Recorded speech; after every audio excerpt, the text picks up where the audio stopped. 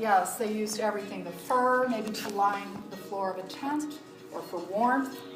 Okay, and they did, of course, the Plains Indians hunted smaller animals too. If you'd like to feel this It's so red soft. fox, you can. You start here, you just pass it around. Okay. It's so soft. All right, but let's focus. It's fake. Put it on the ground and take a picture of it. Okay. Yeah. Is there, oh, you're still, okay, you're looking at the arrowheads or points. And we'll pass this around so everybody has a chance. Yeah. But they weren't killing to kill, they were killing for warmth. It looks evil. What's up, Raz? There we go. But it's like so creepy. All right, here's an example Why the eyes out? of bones that were used as a breastplate for protection. It's not alive. That's kind of interesting. But back to our baby carrier. All right, so we have it made of animal skin, and who wants to guess what the orange part is? His eyes are going. Does anybody want to guess what that, yes?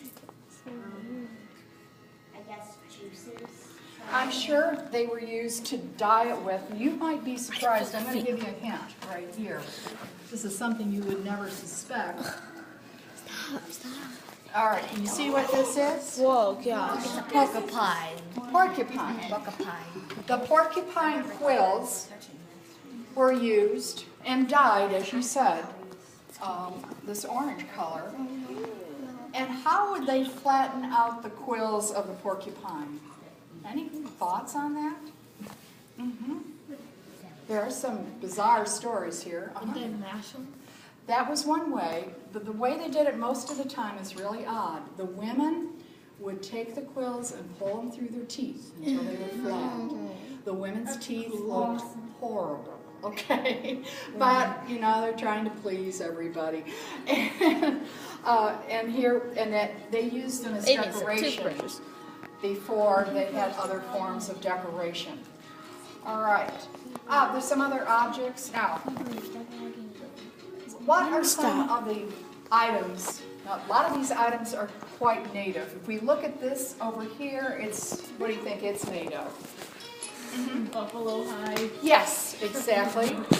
Now, it's hard to tell when that was made because we don't have any hints. That was called a parfleche. It was like a backpack. They carried all their stuff in this backpack, okay, made of hides. Yes? What was that? We're getting to that. All right, before we do any more though, you've got to tell me a little bit of history. Columbus sailed the ocean blue when? 1492. 1492, very good. What Okay, is it? 1492 the Europeans came. All right, what did they bring to the Native American culture that wasn't here before? What did they bring? What animals did they bring, for instance? Horses. Horses. And they also brought diseases. Yes, that too. Any other big animals? Also, in 1493, they brought sheep. So, at any rate, those are some clues that we're going to work with here today. Before the Europeans came, they would transport things with dogs, but after they came, they would transport with horses. And here we can see the baby carrier, and this transport called a travois. You see the two sticks at the top? Yeah. That would support the baby's head, and there's a stick at the bottom to put in the ground so the baby can stay put for a while, give the mother a little break. All right. At any rate, let me show you a few other artifacts. Another thing that as we look, here's one thing. So many things here. What do you think they used for diapers back then? Oh, gosh. No. Yes. No. Bunny friend. Has anyone ever seen milkweed? Oh. Is that used? They used no. Okay. Say. They use milkweed pods. You can find these at the side of the road. Okay, I'm going to pass those around. I don't want to touch it. They threw the wolf on your head. Tried to eat you and it's dead. Oh, I'm not touching that. Okay, just pass things back to me once everybody's had a chance. Thank you. I want to test the diaper. It's the best trick ever. Give it back. Give it back. Girl, give it back. Wait, no, don't give it back. What happens if That's I what we wanna use for touch diapers. Nothing. Wait, why did you touch my hair? I'm not trying. I want to just. Marshall. Okay. I handle this. Eyes up front. All right. I know, it gets a little distracting when we're passing around so many things. Here are some other objects that might be of interest, and we're going to look at more clues. This turtle was considered, can you see it? Was considered a good luck charm for baby girls, and they used lizards for baby boys. All right, now we said that the Europeans, thank you, the Europeans brought horses, and the Plains Indians had their own little beads made from shells. But glass beads came from where? Sand? They came from Europe. They actually came from a place in Italy, Murano, Italy. So, all right, what is this object up here? A blanket, and I didn't see the fall. You didn't see what? You didn't get the stick off so you can take a picture. All right, let's take a good look. I want you to be detectives here. Yes. I can't hear. Let's see. Okay, take a look up here. Okay, Jason, Ava. Okay, you're getting tired. I know it's your third time around here. But take a look at this. You have to be detective here. Was this made before or after the Europeans? It's a horse blanket. So when was it made? After the Europeans brought the horses, right? They wouldn't have had any before. So we have an idea when it could have been made, after 1492. All right, do you notice the beadwork here? Okay, if these are glass beads, this tells us something. Was it before the Europeans or after? After. So there are certain clues. Now, the hide that it was made of, the animal skin, here doesn't really tell us, but just the fact that it was for horses gives us a clue. Was this used, do you think, for fancy occasions or for everyday use? Every day.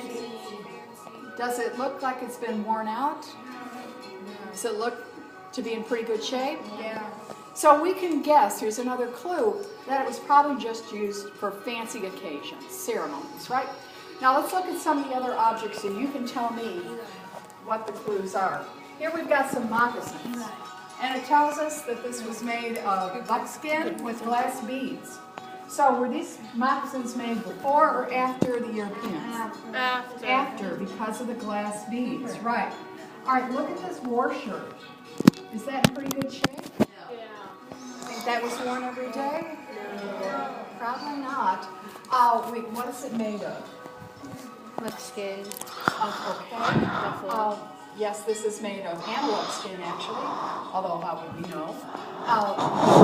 Is the weasel that turned white during the winter. You can see that. You can see the eagle claws right here for protection. Do you see any beadwork? Yes. Yeah, that blue part, that's very, very tiny beads right there. I know you know what beads are, but we do have some samples here if anybody's interested. The glass beads that are a good clue as to when something was made. Over here we have more glass beads, so we know. When was it made? After. After. Okay. What did the feathers, let me move over this way, okay? You're going to have to let me through. Thank you. All right, over here we've got a war bonnet, and when a young man turned into an adult, he might get his first eagle feather. When did he get the other feathers? When he killed somebody? Or it wasn't necessarily for killing, but for a brave act, right? For a brave act. All right, so that's one more clue. We're going to move from culture, which the Plains Indians, where they were great hunters of buffalo and other animals. And we're going to move to the southwest Indians over here. Excuse.